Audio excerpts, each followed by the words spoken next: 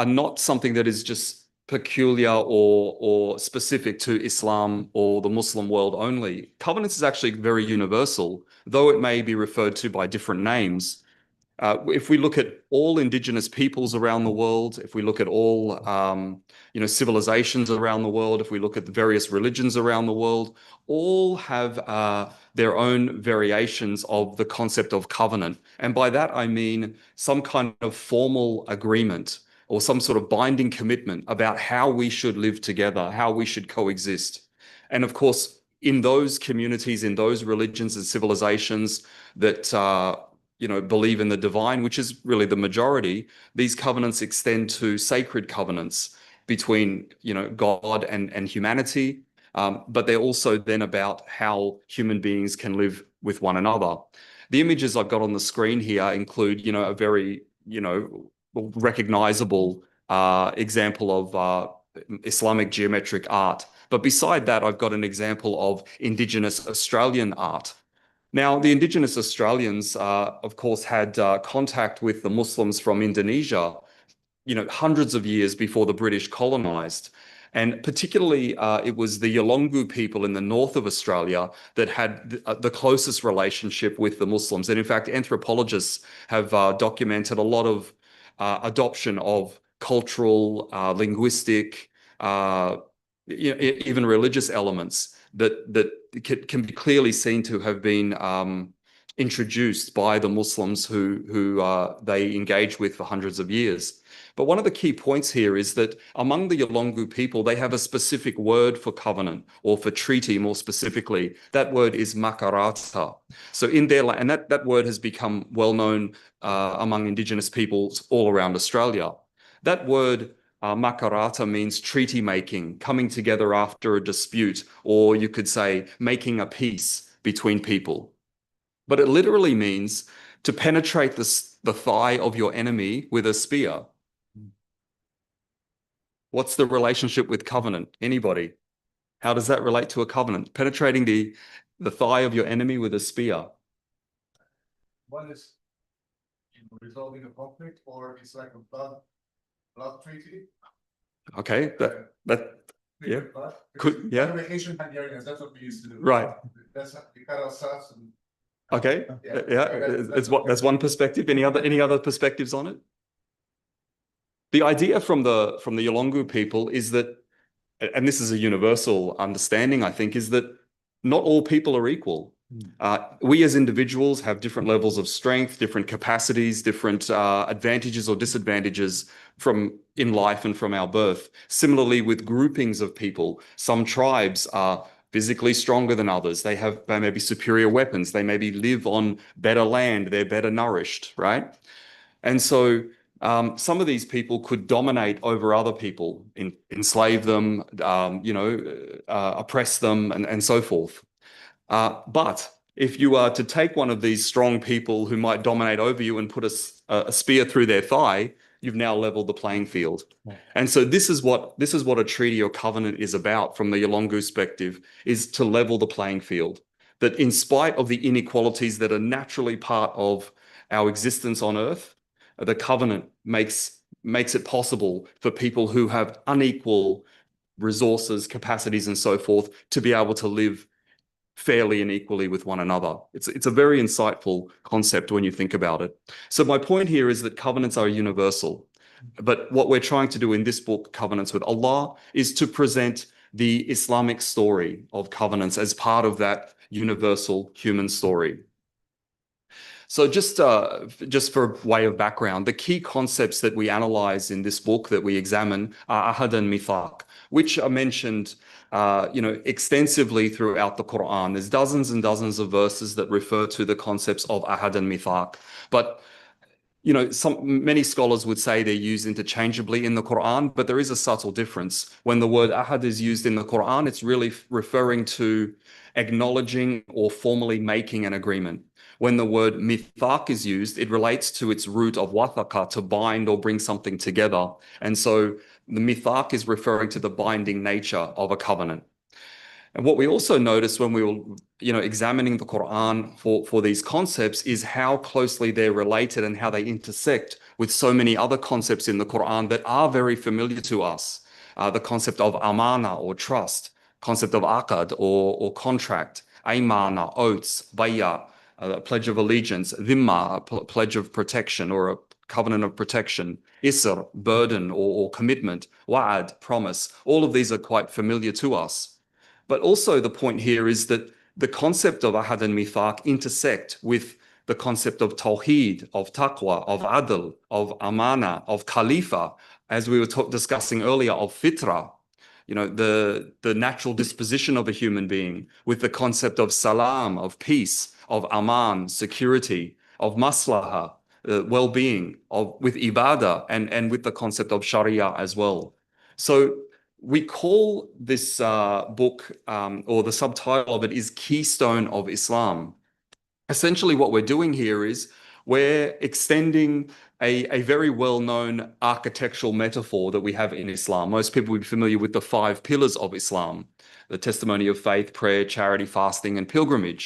To extend that architectural metaphor, we're referring to covenants as the keystone. The keystone is the stone at the top of the arch. And if anyone's familiar with this, type of architecture, you would know that the keystone locks in all of the other pieces of the arch to the point where you don't require mortar. It's the force of gravity and the linking and the integration of these stones that keep the whole structure together.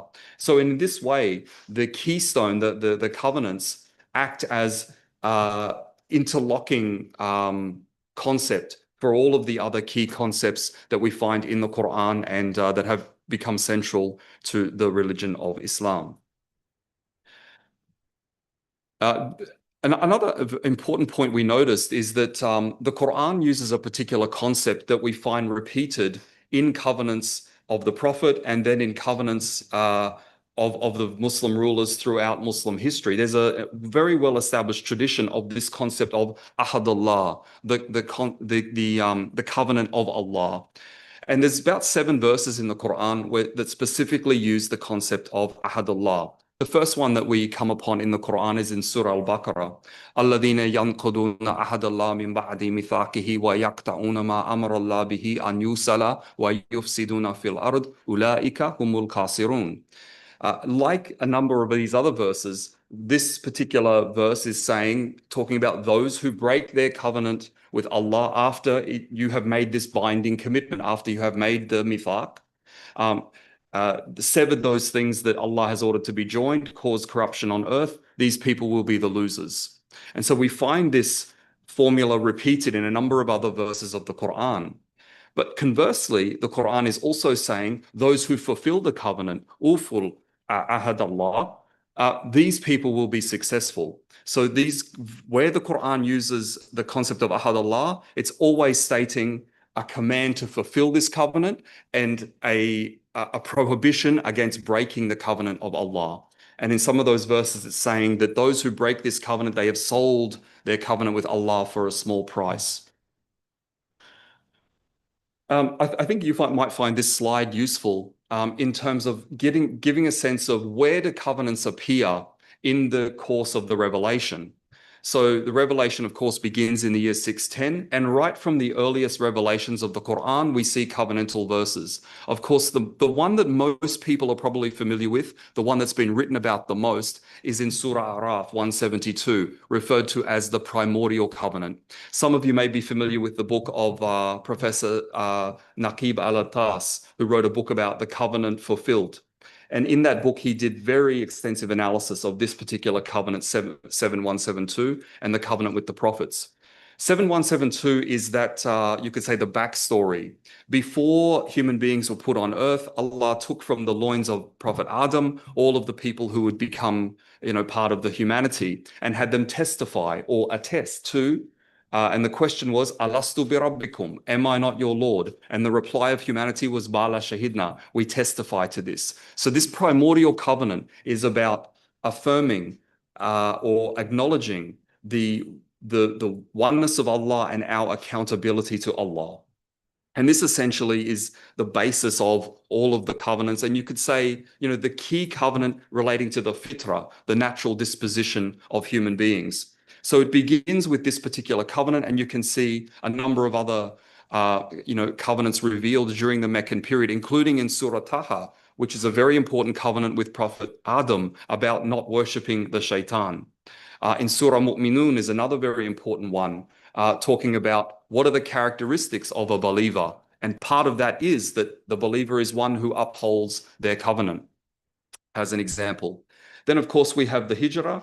And, I mentioned chapter 22 there, which was revealed at the time the Prophet was making the Hijrah from Makkah to Medina, because this particular verse, 39 and 40, talks about permission given to fight because they had been wronged, they'd been driven out from their homes. And if Allah didn't check one set of people by means of another, there would be pulled down or destroyed monasteries, churches, synagogues, and mosques, biya, sawami, salawat, and masajid. This is very significant because when the Prophet ﷺ gets to Medina, he makes a covenant essentially with all of the people in that place, in that city, who are not just Muslims. There's Arab and Jewish, there's Muslim and non-Muslim, including polytheists in this place. And so it's very significant that the covenants are not just about being Muslim, they're about how do we live with the religious pluralism? How do we live with the difference? And so there's much emphasis in the Quran, as everybody would be aware, lakum dinukum waliya din, unto me my religion and unto you yours. We accept that there is going to be difference. The Quran is very open that most people won't believe. Most people won't fulfill their covenant, but we still have to coexist with people. But what we have to make sure of is that everybody is safe from the hand of everybody else. And fundamentally, this idea of human security and peaceful coexistence is the central idea in the covenants. That and the welfare and well-being of people. So we can see the revelations relating, or the verses that refer to Ahad and Mithaq, continuing throughout the Meccan and the Medinan period. Now, of course, one who has read the Quran would recognize that much of it is about relationships, relationship between the human individual and human communities with Allah subhanahu wa ta'ala, between Allah and the prophets, between Allah and different peoples and the peoples of the time of the Prophet Muhammad, within families, and the relationship between spouses. What's very significant to note is that when we look at all of these relationship categories, covenants are central to all of these contexts. And so just on the screen here, I've got, reference to all of the various covenantal verses in relation to covenants between Allah and humanity, with the prophets, with various nations of peoples such as the Bani Israel. In fact, most of the covenantal verses, the Mithaq, the references to Mithaq are with the children of Israel. And then we, of course, see covenants with the people at the time of the Prophet Muhammad. These are all very significant because if we think about it methodologically in terms of reading the Quran, I think a lot of people, particularly non-Muslim critics of Islam, but also Muslim people who have written about Islam, have perhaps missed the point of how central the idea of covenant is. Take, for example, many people have spoken about the so-called sword verse 9:5 of Surah Tawbah, neglecting to mention that the whole context of the chapter begins with the violation of the treaty. That was the Treaty of Hudaybiyah. And so you can't understand what the chapter is talking about unless you appreciate there's a violation of a treaty here, which jeopardized the peace and security of the people. And so Allah subhanahu wa ta'ala did not say go out and fight all of these people who are mushrikeen, but fight those who won't keep their treaty. Keep your treaty with those who will keep it. In fact, give protection to those who seek protection. So understanding the significance of covenants in these relationships and at these very pivotal points within the Quran is very important for how we read and explain the Quran. Okay, so the first 3 chapters of the book essentially focus on covenants in the Quran. And those 3 chapters, relate to Allah, earth, and afterlife. We're writing for a Muslim and a non-Muslim audience here. Chapter 2 is about Adam, Satan, and humanity. And there's a very important covenant with Prophet Adam and humanity, which is don't follow the shaitan. Shaitan is your avowed enemy. And then, of course, with Prophet Ibrahim, the Israelites and the Arabs. And the very important covenant with Prophet Ibrahim is about Allah will make him the leader of like the Imam of humanity. And he asks, what about my descendants? And Allah says, but my covenant does not extend to the wrongdoers. A very critical point that we come back to later in the book, which is this claim that, oh, we have a covenant with God because we're the chosen people, or we have this lineage. Not so, says the Quran. The Quran is very clear that the covenant with Allah is about your conduct. It's about your righteousness. It's not about your family heritage or your lineage or something like that. We'll come back to that point. So when we get to chapter 4, we begin to then look at the covenants of the Prophet ﷺ specifically. So we could talk about covenants as the broad concept, but covenants treaties are included here, like the Constitution of Medina, for example, the Treaty of Hudaybiyah, and then those pledges of protection the Prophet gave to communities outside of Medina. And of course, we're building here on a book that Professor Zain and Ahmed Al-Wakil published in 2022, specifically about the covenants of the Prophet. And so these covenants included the covenant with the monks of Mount Sinai and the covenant with the Christians of Najran. These were essentially pledges of protection to protect the life, the property, and the places of worship of these non-Muslim communities. That the Muslims would not interfere in the ecclesiastical affairs of these communities. They were quite, within their rights to continue to practice their religion, and the Muslims would protect them. There would be no, jizya imposed on their monks and bishops and so forth. And the Muslims would not interfere in who they chose for these roles and so on. And even if there's even clauses within these covenants that say if a Christian woman marries a Muslim man, she's free to continue to practice her own religion. And these covenants end with a very important statement that this is a commitment from the Prophet that extends until the time of the day of resurrection. Now, many scholars dismissed these covenants. Of course, the Constitution of Medina and Treaty of Hudaybiyah are very well established in the Islamic sources. But a lot of scholars dismissed, like, for example, the covenant with the monks of Mount Sinai and the Najran covenant, though there is a reference to the people of Najran in the Sirah, for example. And there's hadith also that where the Prophet is clearly making a reference to covenants with non-Muslims, saying that anyone who violates what I have committed to them, I'll be his foe on the day of judgment, these kinds of statements. So clearly there is an awareness that there were covenants, but we don't have the details of them, you could say, in the Sirah or the hadith. It's not sort of laid out in one passage that we can sort of point to say this is the text of the document. There's no surviving originals. And so this is why there was skepticism. And those scholars who examined these documents looked at sort of one in isolation. It wasn't really until the work of John Morrow in 2013, when he published a book called The Covenants of the Prophet with the Christians of the World, that he looked at all of these collectively. And then Professor Zain and Ahmed went further with this and deeper in their analysis. And they made a very important point, which is to say, how is it possible that people who are so geographically dispersed, in Arabia, they're in Sinai, they're in Mesopotamia, they're in all other places, Christians and Jews of different denominations, all have relatively the same documents? How is it possible that all of these invented the same document? It must come from a common source. And so through their linguistic analysis and other kinds of methods they used, they came to the conclusion that while we can't say that the copies we have today are exactly as the ones perhaps that were issued by the Prophet, but they are very close replicas to documents the Prophet ﷺ must have issued during his time. The other piece of evidence that corroborates this is that if you look at the covenants of Umar, and I'm not talking about the Pact of Umar. Maybe in the Q&A we can get into that. That's something very different. The covenant of Umar with the Christians of Jerusalem, the covenants of Ali. And then if we look through Muslim history, what the Fatimids issued, what the Ayyubids issued, particularly the covenant of Salahuddin Ayyubi with the Christians of Jerusalem, what the decrees the Ottomans issued.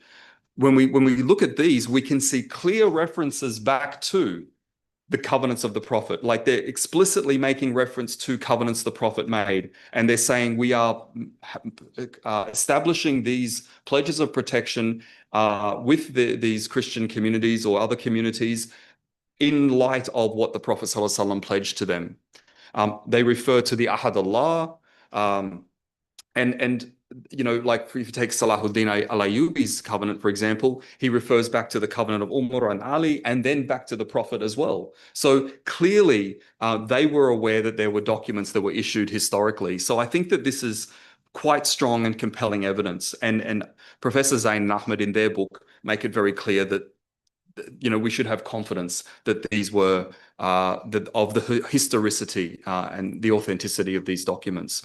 You know, we could go on and look at, I think one of the reasons why Muslims perhaps were a bit skeptical at first is because we didn't have them in our sources, but the Christians preserved them very well in their sources. If you go to the monastery, the St. Catherine Monastery in Sinai, they have preserved, you know, multiple copies of these documents. Many of them have the stamps of Ottoman rulers, for example. And another quite compelling piece of evidence is there was a very important book written in the time of Sultan Murad III, which is the late 1500s. And it was written by a person by the name of Feridun Bey. He was the Grand Chancery of the Ottoman Empire at the time. And in his book, it's called Munsharat Salitin, the correspondence of the sultans. The first document that he records in this book is the Prophet's covenant with the monks of Mount Sinai. You know, he's an official of the Ottoman state. He's working under the Sultan. If he didn't believe this document to be authentic, why would he put it in there? And it matches to a document that you can find in the monastery today that has been preserved by the Christian monks of that monastery. So, you know, this is quite compelling evidence, I would say. Okay, so in the book, we talk about the covenants of the Prophet, and then we talk about after the renewal of those covenants by particular communities, by Muslim rulers over time. But what I might do now, and I suppose we can conclude that conversation by saying that the evidence that there is a covenantal tradition of governance in Islam is very strong. I think we can confidently say that. And, you know, that fits with the universal human experience that, you know, people around the world, you know, had covenants. We've spoken about the Makarata of the Yolngu people in Australia. You know, we could talk about the concept of Ubuntu among, you know, African people. We could talk about, you know, the very well-known covenants that you find in Judaism and Christianity. We could talk about the concept of Paxum among the Romans, or, you know, the covenants of the Hittites. No matter which civilization or people we look at, there is a tradition of covenant. And what we're trying to establish here is that this, you know, this is really telling the story of covenants in Islam. What all of this speaks to is the fact that for human beings to coexist, we have recognized either through divine guidance that Allah has revealed to people, this is the way you organize yourselves, or through experience, people have recognized, look, we need an agreement here in order to live, to peacefully coexist with other people. And so really what we've realized through either divine guidance or experience is that covenants are instruments for human existence and coexistence. We've used them historically for conflict resolution, for security, for peace. And a key point here is that covenants establish trust. In the same way that we make a business contract, you know, it's the contract that gives us the trust with that entity or that party with which we're doing business. And it gives us certainty. If we think about like the philosophy of Islam, the idea is that we are here on earth for a finite period of time. Allah has put us on earth to experience this life. We can demonstrate to ourselves our character, and we can demonstrate to others our character. But the key point is that this is very consequential. How we perform in our 60, 70, 80, 90 years on earth determines where we end up in the afterlife. The essential belief in Islam is the day of resurrection, and that we're going to be judged by Allah, and then Jannah or Jahannam are the main options for our afterlife. So what we do here on earth matters. Allah, being a just and merciful Lord, doesn't put us in a situation without us having been explained the terms and conditions, the expectations and obligations, the rights and responsibilities. And fundamentally, that's what covenants are about. They give us a sense of certainty. They give us a sense of trust. If we know that other people are also abiding by their covenant with God, they could be Jewish or Christian, it's fine. This is why the Prophet ﷺ didn't emphasize or didn't require those with whom he made a covenant to convert. He knows they have their covenant with Allah subhanahu wa ta'ala. So we can trust that they have their covenant with Allah. We have our covenant with Allah. It gives our coexistence a sense of certainty because we know ultimately we're all accountable to Allah. So this is the role covenants play. And if you think about, even Western philosophy, the idea of the social contract, Thomas Hobbes, Locke, Rousseau spoke about this idea of the social contract, the terms by which we live with one another. It's almost like part of the fitra. It's the natural human instinct to establish these terms and conditions to facilitate coexistence. So we discuss in chapter 6 of the book the important role that covenants play in pushing for the rights of Indigenous peoples. And as many of you would be aware, if you look at Australia, New Zealand, Canada, United States, mass genocide was committed against these people. And, in Australia, there were no treaties made with the Indigenous people, but they were in New Zealand and Canada and the United States, but always violated. Often they made these dubious arrangements where one version would be written in English and a different version in the language of the people. It's interesting to note that Ali bin Abi Talib's covenant with Malik bin Ashtar, the person he appointed to be the governor of Egypt, has a specific clause in it that says when you make a treaty with a people, you must uphold the treaty, and there must only be one version of that. Don't make duplicity here. You must have integrity, that they're the same document that both parties refer to. But this was a tactic of the colonial powers to, write different versions, for example. But covenants may be a way, and treaties may be a way of helping Indigenous people reclaim the rights that they've lost and for this process of reconciliation. Similarly, covenants could be a very effective way for Muslim minorities in non-Muslim majority countries to, through the citizenship pledge, for example. In Australia, the citizenship pledge is done in the name of God. And so, we were at the National Museum yesterday and we saw the Declaration of Independence. It begins in the name of Allah, the most compassionate, the most merciful. So those agreements, those covenants, those treaties we make in the name of God, they have special meaning. We shouldn't just think of them as some other document. No, we've made a commitment in the name of God. It has a lot of weight and significance as far as our deen is concerned. And similarly, covenants could play an important role for non-Muslim communities in Muslim majority countries. Some of you may be familiar with the blasphemy case back in Pakistan, Asia Bibi's case. I think she was arrested in like 2009 and she wasn't acquitted until 2018. And she was accused of making blasphemy against Prophet ﷺ, which carries death penalty in Pakistan. Anyway, she was eventually acquitted. The case went all the way to the Supreme Court. The Supreme Court judge in the case, his name was Justice Khalsa Khan, or Khan Khalsa. He specifically quoted from the Prophet's covenant with the monks of Mount Sinai in his acquittal decision.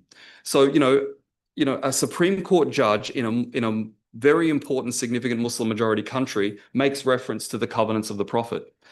I think that is an important recognition of those documents and that, their authenticity and the very important role they have in this day and age in terms of how we coexist with other people. But if we think about the whole of the international order, the rules-based order that apparently, the world is ordered by, though we've seen it, on its knees, torn to shreds over the last 2 years. But nonetheless, the UN Charter is an international treaty.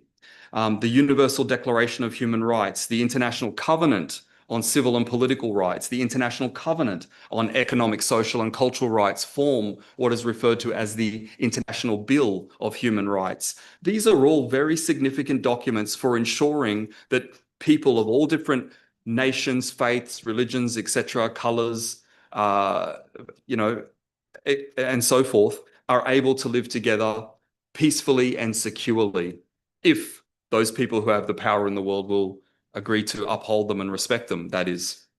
But other examples of this include the Convention on the Prevention and Punishment of the Crime of Genocide, the International Convention on the Elimination of All Forms of Racial Discrimination. International humanitarian law is based on the Geneva Conventions, another form of covenant. And then, of course, we could refer to the United Nations Declaration on the Rights of Indigenous Peoples.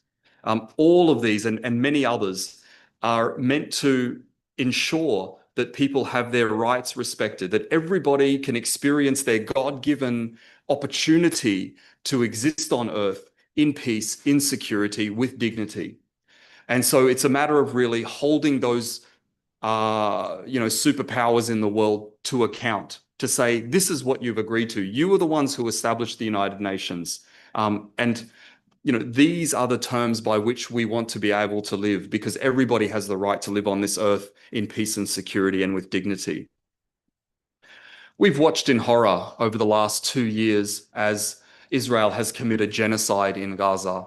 And that is the term that we have to use to describe this. That is the term that the International Court of Justice used back in January of 2024, where they said there's a plausible case of genocide here. But since that time, Amnesty International, Human Rights Watch, the International Association of Genocide Scholars, and the United Nations itself has all said that what is happening in Gaza is a genocide. So it's a clear violation of that international covenant, and everything that, it's the crime of crimes. Everything that the rules-based international order is meant to protect is being violated. We're talking about 2 million people displaced. We're talking about almost every home destroyed, almost every hospital destroyed. Who destroys hospitals? Every school destroyed, every university destroyed, almost every mosque destroyed, every church destroyed. I mean, this is just off the charts, evil, monstrous violation, not only of the international covenants, but the sacred covenants. And certainly, a violation of the covenants that I think true Jewish people believe that they need to be upheld. And certainly from the perspective of the Quran, it's a clear violation of the covenant with the Bani Israel that we can read about very clearly in the Quran, such as, for example, in Surah Al-Baqarah, verses 83 and 84, says that the covenant with the Bani Israel is that they should worship none except Allah, that they should look after their parents and the needy, that they should establish prayer and zakat, they should not speak bad words towards people, and 84, not drive people from their homes or kill people. And that's precisely what's happening in Gaza today. It's very clear from the Quran that Allah subhanahu wa ta'ala does not give any permission for the kinds of things that the Zionist regime is claiming that they have permission to do.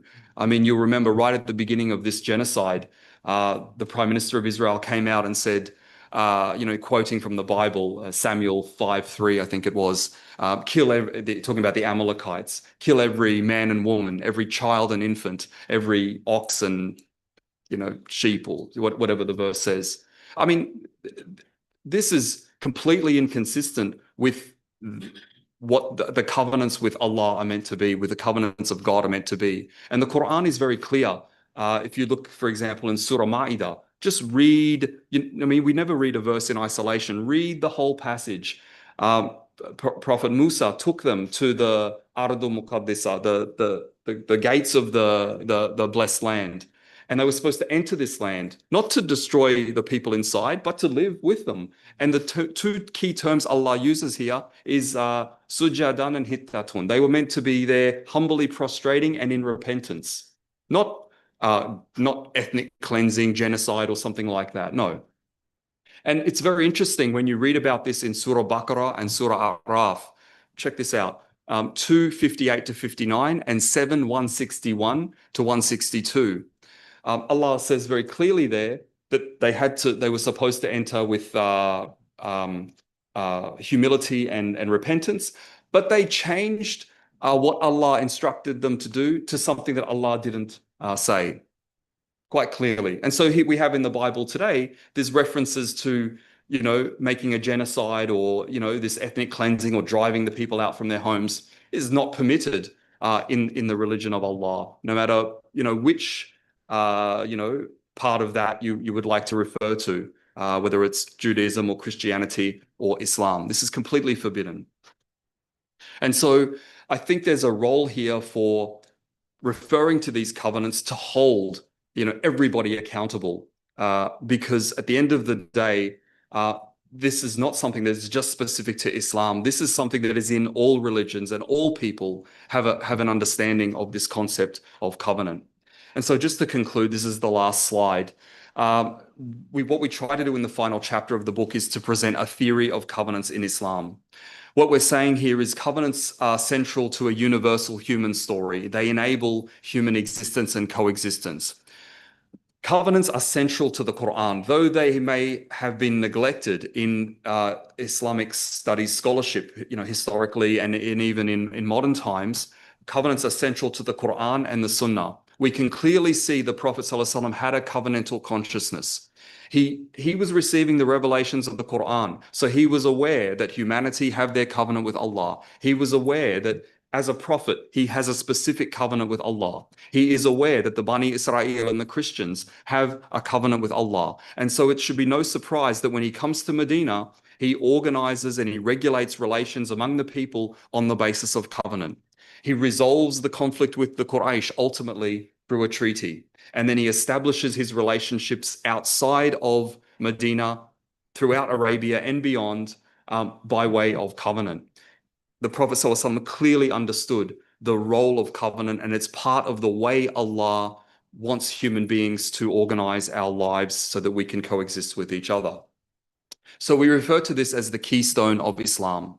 Covenants establish the terms and conditions, the expectations, the obligations, the rights and responsibilities for the human experience of life on earth. They give us the accountability, the certainty, and the trust for that to be facilitated. As I said, the Prophet's worldview and diplomacy conveys a covenantal consciousness for conflict resolution and peace building. These concepts of covenant, ahad and mithaq, they intercept with very well established concepts in the Quran and in our studies of Islam: Tawheed, Taqwa, Adl, Amana, Khalifa, Salam, Aman, Maslaha, Ibadah, Sharia, and of course our Fitra as well. So this has significant implications for our studies of Islamic law and governance, for social and international relations, indigenous rights, decoloniality, and, in our modern nation states, about how we live with other people. If we're in a non-Muslim majority state, the rights of Muslims there, and for Muslim majority states, the rights of non-Muslims and everybody else. What I encourage is that we give some serious consideration to this study of covenants and look to how we might integrate this into our school and university curriculum in our studies of Islam. And with that, I'll conclude, and maybe we have some questions. Thank you. Thank you. Thank you very much, Dr. Halim. It was a refresher course for me. When you talk about covenant, and I got so interested in this topic, it reminds me of Professor Ismail Al-Faruqi. We did a course on Quran, and he was always talking about the covenant and the covenant and the covenant. So it was really a refresher for me there. And also you were so concise, focused, and detailed in your discussion. Very, very well integrated discussion. And you also took me to my first political science class of social contract theory, and showed how the Mithaq al-Madina is then revived in social contract theories later on. I'll hold a question for you later on and want to hear you talk about how is it connected with multicultural citizenship. Yeah. Maybe you can address to that later. So here I now open to the floor to question, comments, discussions. Yes, Ziad. We already have. Thank you.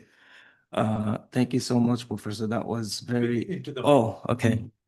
Yes. Thank you so much, Professor. I really appreciated the presentation, and especially when you mentioned about covenants of other religions. and it made me go very introspective because I'm writing a research paper on Zionism. And I realized that even though the whole world seems to believe that Zionism is a political extremist, or in some cases extremist, now they know it's extremist in ideology, especially after the genocide. But the point I want to make is that I am trying to show that there has been especially in rabbinic Judaism, they have not been fulfilling the covenant for perhaps for many centuries, where there were reinterpretations and additions, and this led to how Zionism was able to survive and then thrive because of these religious lies. Because and as such, this should be something that is like they don't really like, because a lot of the world is not religious. We could perhaps appeal to the covenant of the international order. Yes, in order to show that it's not just a problem that Islam has, it's all the religions of the world, especially when it's proven that the Zionist state has been a danger not only to Palestine, but to the entire global order in which they funded so many, perhaps other genocides. They funded other wars, famines, and this is why we have to confront this as a fact. And we need to get the international order to fully realize that they will never change. There's an arrogance within them that can be easily explained. And that arrogance, in a sense, it's a form of punishment by God, to instill punishment within them.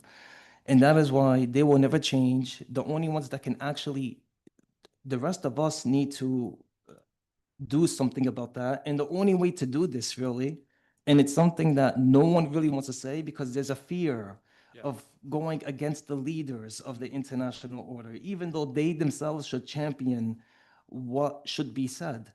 And that is that the only way Palestine can truly be free and the rest of the world would be much better compared to before, this was until after the state of Israel got created. Once it got created, then yes, there were confrontations between other countries before, but it was not to the point that has been happening after Israel got established. So of all the things I'm saying right now, basically the only possible solution would be a one-state Palestine.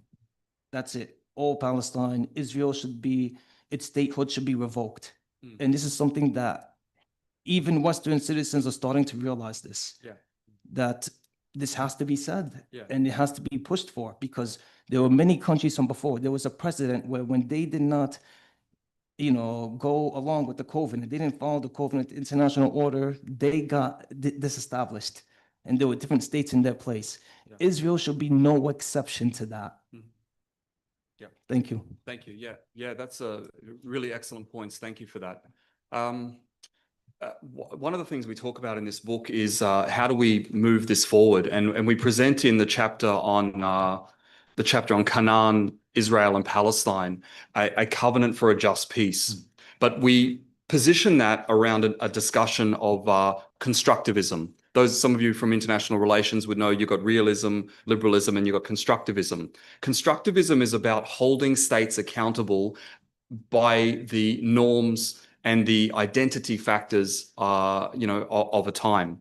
And it was most famously applied or discussed in the context of eliminating apartheid in South Africa. So we're discussing this idea of constructivism and what role it might play in the context of Palestine. Palestine has been referred to as, or Gaza specifically, as a graveyard for children, a post-apocalyptic wasteland. Just extraordinary terms. And so how can any serious human being or world leader, agree to or accept or defend or excuse what's happening? Unfortunately, they have been, but I think that there is mobilization of the international community around this. And, if you look at the Pew Research study that came out back in July this year, a majority of people around the world regard what Israel is doing as unjustified. There's been an entire shift against Zionism and against the state of Israel for its policies and practices specifically around this, and big questions being asked about the legitimacy of the state, because it's on very dubious foundations. One could say it doesn't have really any strong legal foundations. Yeah. It's a wonderful talk. I really enjoyed it. And I think it's good talk.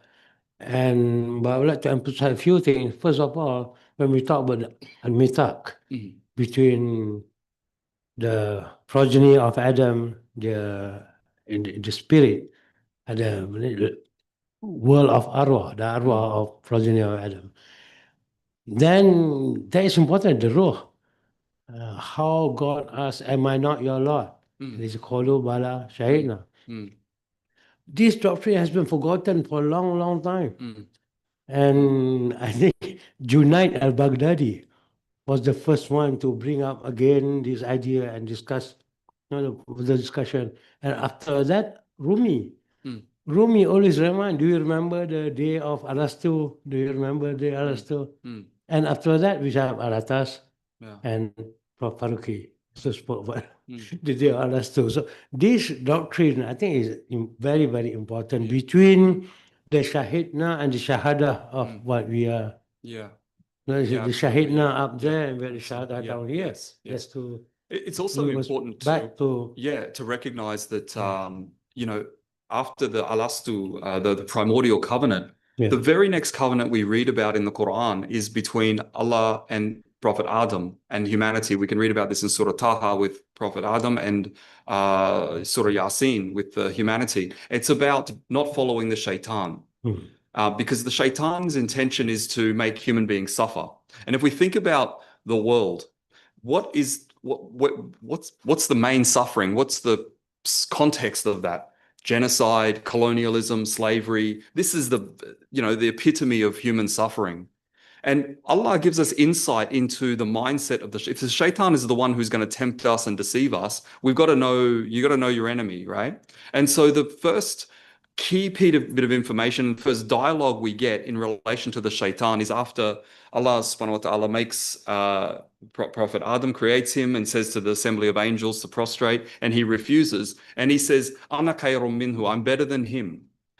And he doesn't say because I've been worshiping you for like all this time and he's just this new thing. We don't know whether he's worthy of prostration. No. He says because you made me from fire and you made him from clay. He immediately jumps to physical characteristics. And racism.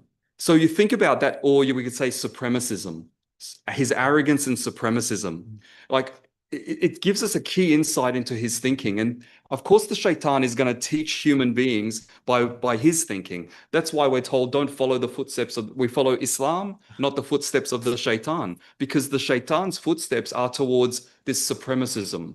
And if you think about all the wars, all the conflicts, all the genocides, all the slavery, what does it come down to? One people say, I'm white, you're black. I'm this tribe, you're that tribe. I'm this nation, you're that nation. Supremacism.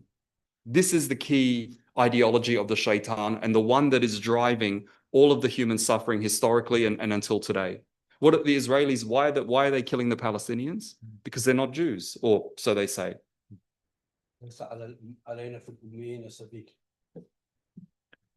So this is the key. I think this is a key point here. Yeah. So in the Eastern texts also, like in the Veda, and also in Buddhism, I'm not sure. Dhammapada, you know better. But in Hinduism, definitely. Correct. I think Dharma and other concepts from Buddhism and Hinduism, I think that we can find a connection. Yeah. Yes. Agree. Yeah. Please go ahead. Question. First of all, Put it on the microphone. and strong voice. Oh, this one. Okay, cool. So first of all, brother, it's so cool to see you in action. And, I know you've always been an eminent scholar, but to see you do your thing, it's a treat. So one observation, two questions. One is, as I was listening to you, one other thought came to my mind, is the notion of how there's something meaningful when a powerful civilization willingly makes a covenant with a less powerful civilization, right? And I think in many of the cases when Islam was spreading, maybe not initially, but later on, Islam or, the forces of Islam had a power advantage. And I think there is an ethical aspect to that. Be willing to, that might is not right, because for much of civilization, it was might is right, right? I can conquer you, so I will conquer you, Yeah. right? Yeah. So I think this is a significant ethical dimension that it almost reminds me of, like the Magna Carta, when the king willingly gives up his power, right? So I think there's a similar dynamic, and I don't know if you looked at that, but I mean I feel that that's significant, because when you're more powerful, why should you make a covenant, right? So I think that's so two questions. One is, do we know, so when they when we made this covenant, was it a two-way traffic? Did the Christians and the Jews had an input into what goes into a covenant, or was it a one-way traffic? So was it a negotiation, or do we know anything about that? Number two, you said traditionally Islamic scholars haven't, or jurisprudence did not use this as a source. Is there a hope that this will be used as a source? Because it looks like a very rich source of tolerance and open-mindedness, which I think we need a lot, right? What you said about how, for example, when Christian women married Muslim man, they were not required to convert. Coincidentally, I just have a young colleague whose relationship just fell apart because the girl didn't want to convert to Islam, and in Malaysia they had to convert, right? And she is a Christian, right? So I think these kind of things are quite tragic, and especially if we have Islamic sources saying you don't have to, then it's something that should play a bigger role in Islamic jurisprudence. So thanks for the questions. They're very poignant and insightful. I wouldn't expect anything less from you. But maybe I'll answer the second one first, which is to say, I think we as scholars of Islam need to set our own agenda. But for the past 25 years, since 9/11, it's been, Islam is a problem, Islamic threat, security issues, right? And a lot of the sort of Islamic studies, I would say, that's been done in the West, or something, what has been done under the banner of that, has followed into this narrative or this agenda.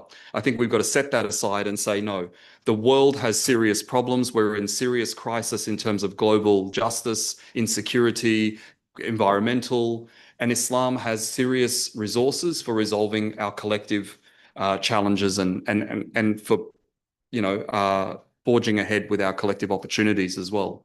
So I think if we start to do that, those who study Islam, from non-Muslims, Jewish, Christian, etc., can appreciate what Islam truly has to offer.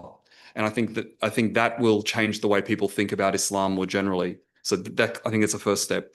Going back to the other thing, it's a very good question you ask about, were these covenants reciprocal? And to answer that, I'm going to have to expand out from what I presented here today to say the Prophet had specific covenants to say that, we give you protection, protect your churches, protect your wealth, protect your property, no interference in your ecclesiastical affairs, appoint whichever bishops and monks you want. That's up to you. All you have to do is there's a jizya. And of course, I think most people in this room know jizya was not an oppressive tax. It was a very minimal amount of money to ensure, I think most people would gladly pay it relative to the amount of tax most of us are paying anywhere around the place, right? So it wasn't oppressive at all. And it was on men who were earning. It wasn't on monks. It wasn't on women. It wasn't on children. It's a very reasonable situation. So the only thing that they required was the jizya for all of this. And Muslims asked nothing in return. They could keep their religion. There was no compulsion in religion is another key thing. Their churches are intact. And in fact, many of these covenants even said, if they fall into disrepair, we'll help you, repair them. And so there is this tradition of, from Umar, Ali and others, Salahuddin and others, renewing this type of covenant. But there are other documents that come into the picture that we've got to think about. Not all, and because these kinds of covenants usually happened when the Prophet's just making a good relations with other people. There's not any war or conflict. It's not the settlement of a dispute. It's just simply saying, look, let's have good relations here. And this is how it came about. But sometimes there was war, right? So when the Muslims expanded out in the time of Abu Bakr, for example, and they're fighting against the Byzantine or the Persians, there's open conflict. Those conflicts sometimes were settled with surrender agreements or surrender treaties. They had different clauses in them. They had clauses specifically designed to prevent a further outbreak of hostility. They had security clauses. And what happened later on, we mentioned about Pact of Umar, I think, right? Yeah. Pact of Umar is not from Umar. It's not from Umar bin al-Khattab. It's not from even from Umar bin Abdulaziz. It just bore this name because of those surrender agreements that occurred around that time, because some of those clauses in the Pact of Umar come from that lineage, right? From that idea of addressing a security situation. So in the Abbasid era, which is when this occurred, 9th century, they had some conflict with Christian or other communities, and it was in their interest to use those kinds of clauses to keep those communities in their place, because the Prophet's covenants were just too open and fair. Like they had, yeah, right.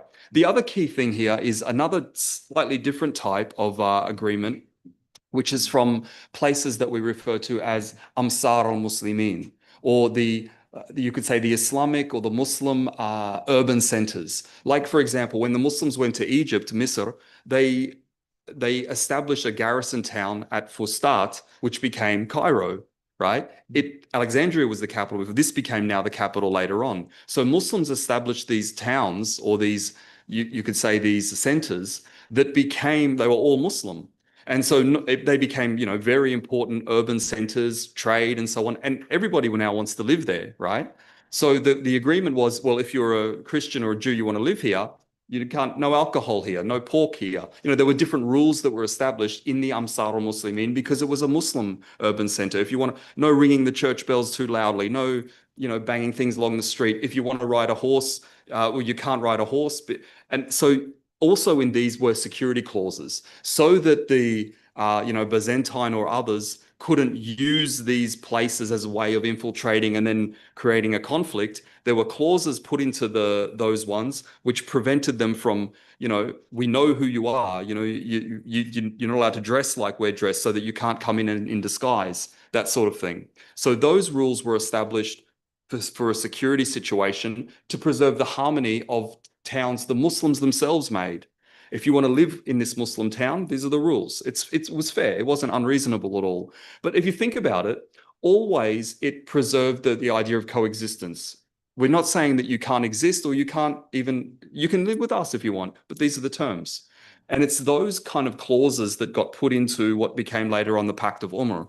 I think the mistake was that people later on down the track looked at that and said, oh, this is a religious document. This is, and they had forgotten about the covenants in some contexts. So we argue in the book that in a certain, periods of the Umayyad, but certainly in the Abbasid period, in certain points in time, the covenants of the Prophet were neglected, and these other kinds of agreements or the clauses from them took their place. So you have the decrees of people like Al-Mutawakkil, for example.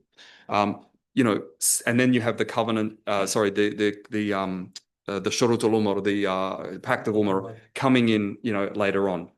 And then that enters in the manuals of Islamic law, right? And it takes on this kind of religious authority once it gets to that point. So I think that's a key thing to talk about, the different kind of documents that were established or decrees that were established over time. Yeah. Can you close your Just another point to show everybody is, this is not just out of the blue. There's a lot of research that was done before, we wrote this book, including, some by me, but by Professor Zain in particular, by Ahmad Al-Wakil as well, some of them together. John Morrow's book is mentioned there. So this is some of the key literature on covenants of the Prophet. And then this is some of the key literature on covenants in the Quran. So, there is a body of work that, if you're wanting to get into this field, there is some key literature to cover, as a background. But what we've tried to do is bring it all together, in this book, drawing on that previous scholarship. Any other question, comment? Yeah, that's it. And by the way, I have to take my leave. I'm really sorry. I have a plane to catch. Okay. So, again, thank you for the invitation. Thank you for organizing. I get to see my. Well, my friend, I'd like to present you with this book before you go. Yeah, thank you so much. How long you have not met? It's been years since we've met. Yeah, we haven't met. 3 years, probably even before COVID. No, I think it's after. yeah, it was before. Remember the covenant, right? Before COVID, huh? Yeah. No, remember the covenant. Yeah. So this is- Do you want to, I don't know if you want the bag to keep it so you know. 2 years ago. Okay, so it's been a couple of years. Thank you very much. Sorry for the Have a interruption. nice trip. Want to read a review? Thank you. Going back to Kuching. Just short one. Okay, thank you. We continue, Professor Tahir, please. Bismillah, alhamdulillah, salatu wassalamu ala rasulullah. I'm really very happy and enthusiastic to be attending this event because I myself have been involved in some research on the topic and in an attempt to say re-anchor or reground the idea of maqasid al-sharia, because most of the people writing about it have been just confining themselves to the legalistic aspect. So in an attempt to see what are the foundational concepts and the foundational principles, I found myself driven to think about the covenant. And I discovered that some scholars, early scholars, have dealt with it quite profoundly, like a philosopher mystic from Al-Andalus by Ibn Barrajan.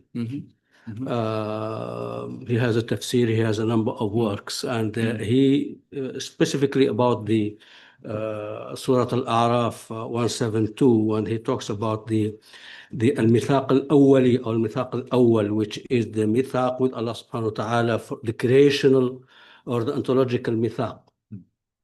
And others have used it in some way or another, like Ibn Taymiyyah and others. So what I was able to discover is that actually this the idea of mithaq establishes or answers a very important fundamental philosophical question at the ontological level, that we as a human species, the humankind, we are by our very createdness linked to the Creator. And the issue of religion being an enduring aspect of a human life, of course, psychologists, sociologists have been trying to interpret it in different ways, sometimes by just playing it out altogether, by linking it to external factors, external circumstances. But the Quran tells us that this idea of having this profound feeling that you are indebted in your existence to a higher being is something ingrained in the human since the pre-time, before existing the verse. Of course, it has to be understood metaphorically, not just in a literal manner.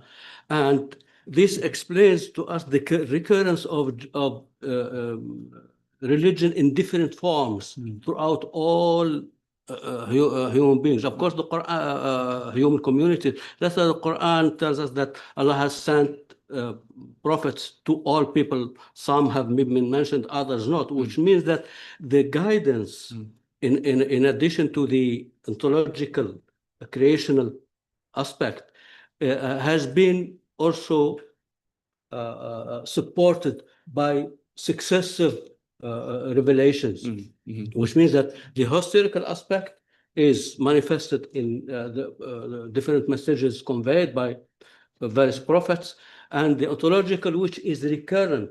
I came to kind of puzzle with psychologists who are trying to explain the religious phenomenon. And one of the most profound, perhaps, is Carl Jung and his theory of archetypes and others. And he mentioned that the issue of religion is ingrained in the subconscious or the unconscious. Sometimes I call it subconscious, unconscious, and it is recurrent we have inherited it. But he does not answer the question, where did it come? This heritage, where did it come from? Did it come from the historical experiences?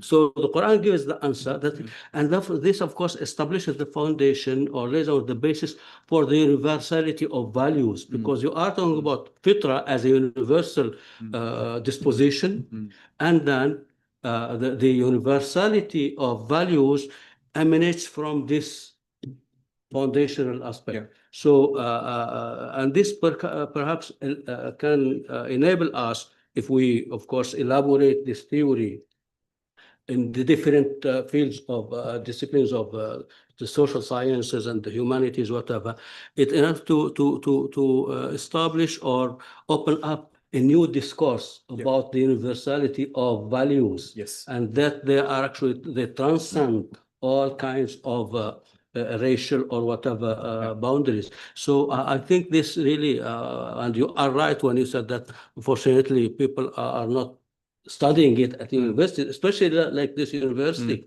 So hopefully our professor here, who is in... He has proposed to the rector already to start. Oh, that's great. Alhamdulillah. So if you can support me in this, I think that what we need to do is maybe develop a course, or I don't know if you call it subject or a course in this, so that we can start the discussion, that we can have a class of students who can begin the readings. And this is not the end of, this is the start of the conversation.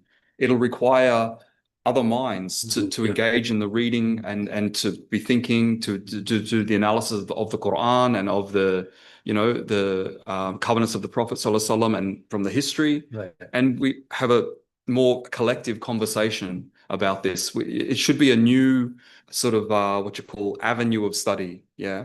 A new subfield of study that we could focus on.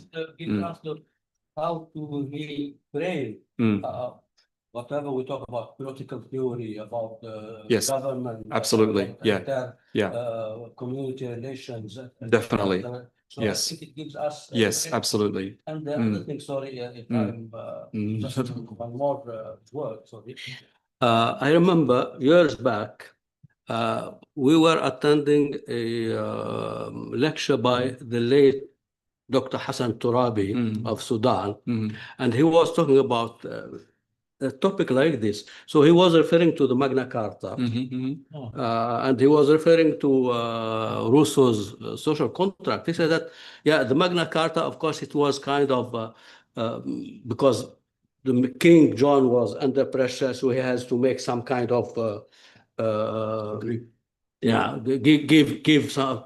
But he said that for Rousseau, he just was making an imagination. But he says Islam, from the very beginning, it talked about this, the covenant, both in relation between human beings and God, and the Prophet translated that into the historical context in which he lived.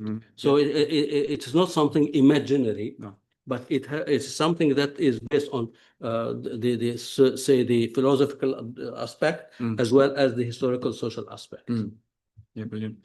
Yeah, may I add, thank you, Professor, absolutely. May I add that there are so many avenues for this study. You mentioned about law, we could, you know, the ethics, you mentioned about psychology, sociology, in terms of governance. There's so many aspects of this you know, covenants. And I think there's so many sub-disciplines within the, you know, within Islamic studies, whether it's Quran studies or Sirah studies, etc., but also within the humanities and social sciences, where, you know, the topic of covenant is highly relevant to those as well. So I think, you know, we're thinking about IRKHS generally, like there's a lot of scope here for further study. Any further questions from this side? I have a question. How would you relate this concept of covenant with multiculturalism? Yeah, this was your question. Yeah. I mean, I think it should be clear that I think it fits very well, because what the covenant is saying is that those people who want to spend their life on earth in submission to the will of Allah should be free to do so. And that is not possible in some places, I think we have to admit.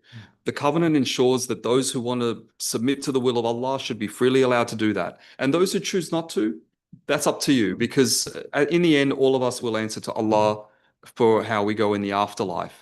But the point of the covenant would be, while we're here on earth, we can coexist with one another. Everyone must be safe from the hands of everybody else. So that element of security, peaceful coexistence, welfare and well-being is central to the idea of covenant. So definitely in a multicultural society. And as Professor said, the Prophet demonstrated that. Medina was a multicultural society who had Jews and Arabs of different various tribes who were not friends with one another, by the way. You have Muslims and non-Muslims, including you had polytheists as well. So if they could be organized and into a single, you could say, political entity with a collective sense of defense of the entire city, then that's essentially what every state aspires to do. So I think it's definitely a model. Thank you. As you mentioned in your preamble that, a number of us have graduated from IUM, and there are quite a number of scholars here within Islamic studies. And yet for the very first time, I know the very first time I've heard of covenants was not in my classes at IUM. It was when a Christian, my Christian partner within Interfaith, I was doing interfaith work, and he had come across it in Christian circles and conversations about, covenants with Christians of Najran. How do we ensure now that, you're working in it and we're sort of all familiar with it, how do we ensure that it doesn't just remain in journals and, within the chapters of book on bookcase that with thousands of books? How do we ensure, because it's so important, is sort of very much part of life, from whether it's covenants with each other as strangers, but also within our spouses, with our children and society. So how do we ensure that this becomes part of our thinking and our living, and rather just on bookshelves? Yeah. That's a really important question. And it speaks to the issue of how do we disseminate knowledge. I think the starting point needs to be that those of us who are scholars in this field, we have got to come to a consensus. We've got to examine the evidence, and we've got to be satisfied that this is, what we're saying is correct. Once we reach that point, then I think we can think about how it should be appropriately disseminated. And of course, there's a whole lot of social media things that people get their information from today. But, I think, documentaries would be a very effective way of doing that. I think it needs to be integrated into the school curriculum and into the university curriculum, so that anybody who's coming through doing studies of history, interfaith relations, Islamic studies, Muslim studies, whatever it might be, they become familiar with the covenants, and the kind of information they are taking away is that knowledge that has been examined by the collectivity of scholars. We agree upon it, and we are satisfied that this is what, is appropriate to be disseminated, to the people. So I think it's really a question of how do we disseminate knowledge, but I think we need to be thinking about all of the different avenues for that. And there's a lot of them in our day and age. It's not just books and journals anymore. There's a lot of social media and other, audiovisual. I want to expand it a little bit. Yeah. Today, Muslims think the Ummah is very exclusive. It's only themselves. So covenant and the Ummah. Yeah. Can you elaborate on that? Yeah. Well, could I just go back to Nora, because she's really intelligent and she has a lot of experience. So what do you think?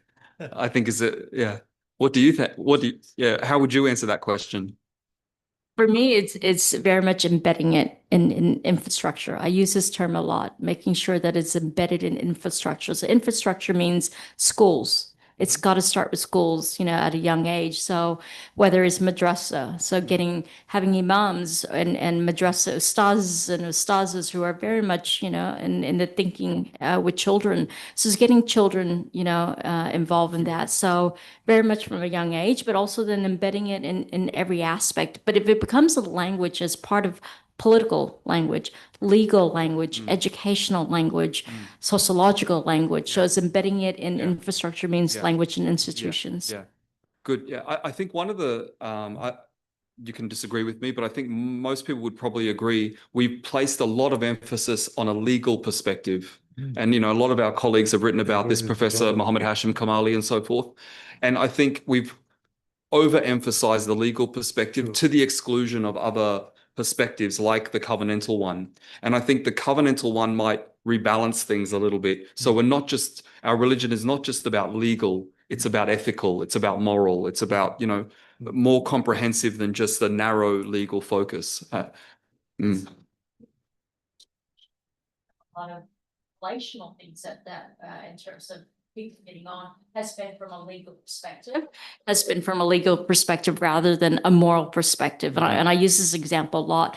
We teach people not to hurt one another because of the punitive consequences. If you hurt me, you'll get an assault charge, you'll get this is this. Instead of saying, let's not hurt each other because it's our moral imperative to not hurt each other. Yeah. It's a moral imperative that you have to be safe. Yeah. In my hands as the prophetic, model of engagement. So we need to get back to the ethics and moral of how we relate to one another, not as transactional, not as punitive, but as relational. That's right. Because we're human beings.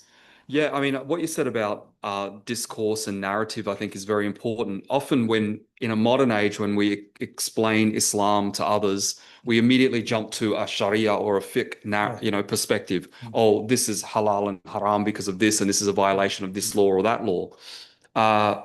But what we're missing out on here, I think we need to change the discourse to say, this is not in keeping with our covenant, or our covenant with Allah, or the covenant with each other, demands such and such of us. If we think about it honestly, neither the Quran nor the Prophet presented the deen through a legalistic framework.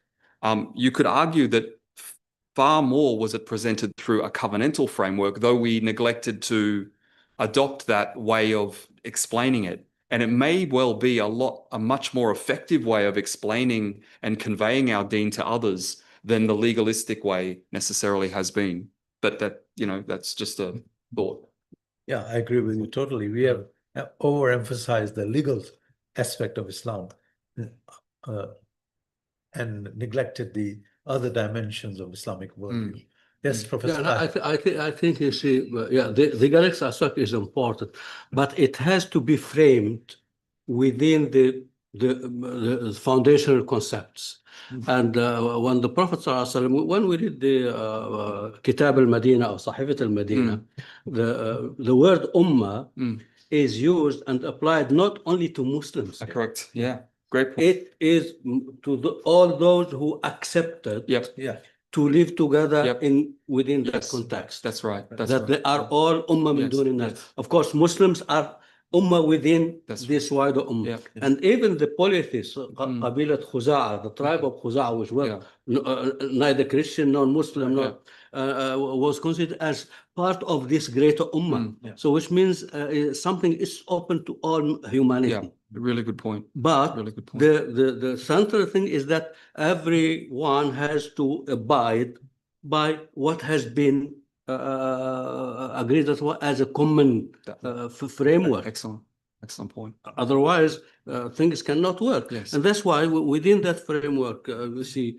the covenants with the Uhud al-Dhimma, and that they have their rights, they have, etc. We have to protect them, whatever. And whoever hurts them is going to be taken to task. So it means that actually, even within this, the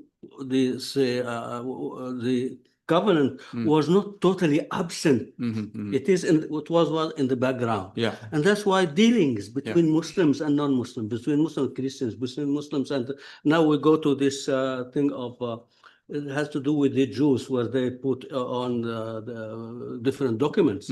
You'll find multiple documents about the different contracts between Muslims, Jews, and others and others. So it means that the covenant was there, maybe was not spelled out systematically. Yes. To what Professor Halim was talking about, it reminded me of one article, maybe not very much alluded to these days, by Faruqi on the rights of non-Muslims in the Islamic State. It's a really shocking article. If you read it, that how much liberties and rights which the Prophet gave and which Muslims should follow in relation to, as what you said, if you are a couple of following different religions, and what rights they have with each other. Yeah. Further questions? Comments? Otherwise, sorry.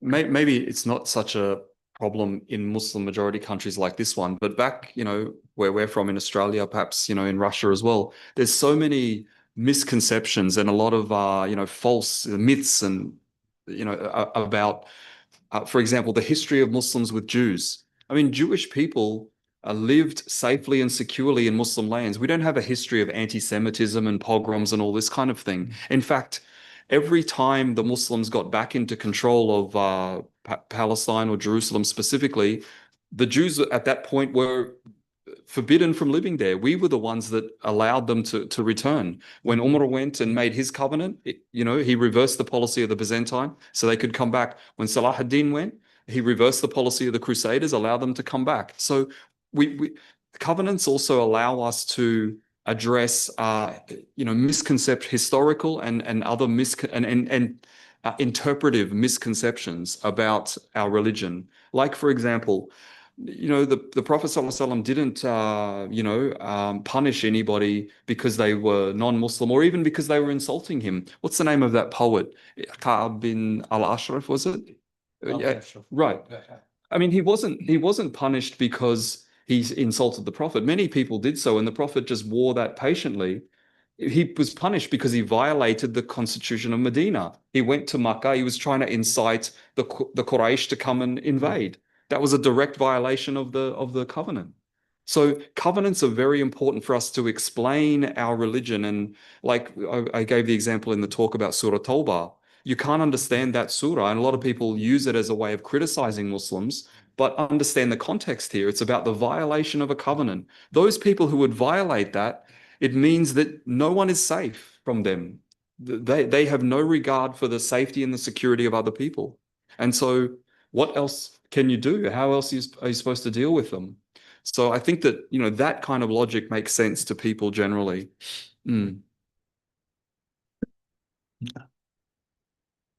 Okay. Thank you very much, Dr. Halim, for this excellent presentation and reviving the concept of covenant and telling us that Islam is more about interrelationships and living together, and we should not pay that much attention to the legalistic dimension, which unfortunately is what is happening. Now, we have a small souvenir. So I request Professor Tahir to present to our speaker.